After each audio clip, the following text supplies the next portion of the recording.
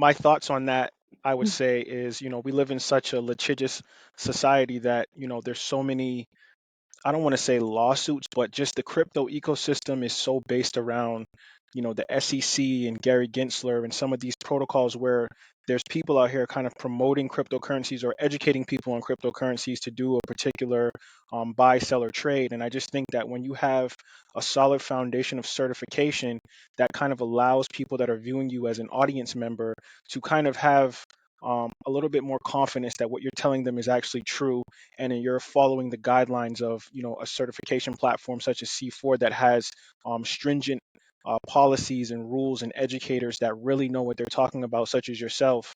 And I will say this too, Jessica, that when I was studying for my exam, there was a couple things that I did that I felt really helped me, and it might help other people in the audience, which is there was a YouTube course that Andreas Antonopoulos had, kind of prepping you for the exam.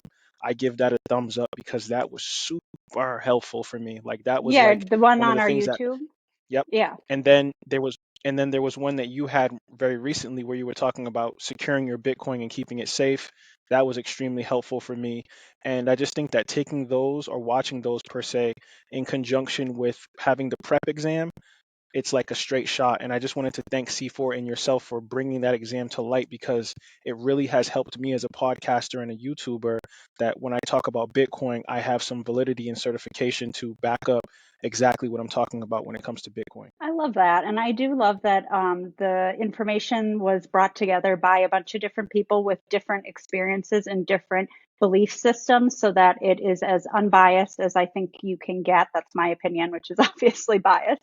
But I do think it's important that it is brought together from people who have different understandings of the technology and different thoughts on what it can be used for. Because if it's just one person's perspective, if you're proving your knowledge based on one person's point of view of what knowledge is important, then you could be missing a ton of other key pieces of knowledge. So I think that the way that this was created is really important. And the exam is, well, I should back up. The exam was created and then the content based on it. So you will have everything you need to know to pass the exam, but it's not like here's content that you should just know and study for to pass. It's actually usable. It's things that you'll come across, that you'll be asked or it'll be brought up that you do want to know and feel like you have that proof of knowledge, which is for me why I maintain my CBP. I actually just got an email yesterday or the day before saying that I needed to renew it soon, and which I will be doing so.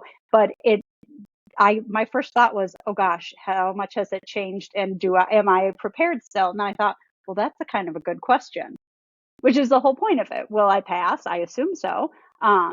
But I do think that there's always that question, do I know everything that's going on right now? And this is the way to prove it to ourselves. And kind of, it's like that little, like, feather in your cap that you really do get something.